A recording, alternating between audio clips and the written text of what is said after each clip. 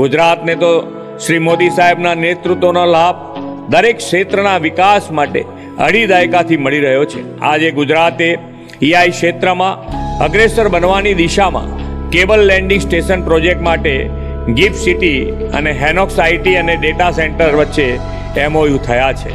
આના કારણે Gujarat hyper scale enterprising data centre માટે પસંદગીનું સ્થળ બનશે. ગુજરાત ગ્લોબલ ડેટા ટ્રાફિક માટે મહત્વપૂર્ણ ગેટવે બનશે અને ભારતની ડિજિટલ ઇન્ડિપેન્ડન્સી કેપેબિલિટી વધુ મજબૂત બનાવશે.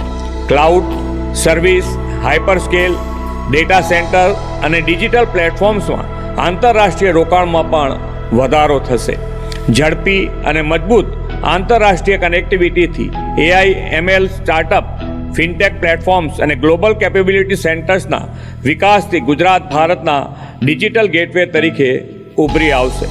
વડાપ્રધાનશ્રીના વિઝન અનુસાર રાજ્ય સરકાર એઆઈને ખૂબ પ્રોત્સાહન આપી રહી છે. આવનાર દિવસોમાં એઆઈ અને ખાસ કરીને એઆઈ ઇન ગવર્નન્સ અપનાવવાનું છે. એ માટે એઆઈ ટાસ્ક ફોર્સની રચના કરી છે અને રાજ્યના તમામ વિભાગો માટે ગુજરાત યુનિફાઈડ ડિજિટલ સ્ટેક તૈયાર કરવા જઈ રહ્યા છે. તેના કારણે નાગરિકોને તમામ સેવાઓ એક જ પ્લેટફોર્મ પરથી મળતી થશે.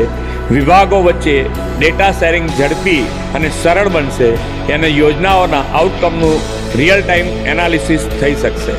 એઆઈના સુચારુ ઉપયોગ માટે જીપીયુ ઇન્ફ્રાસ્ટ્રક્ચર વિકાસના કારણે રાજ્યના એઆઈના ડેટા સુરક્ષિત રહેશે.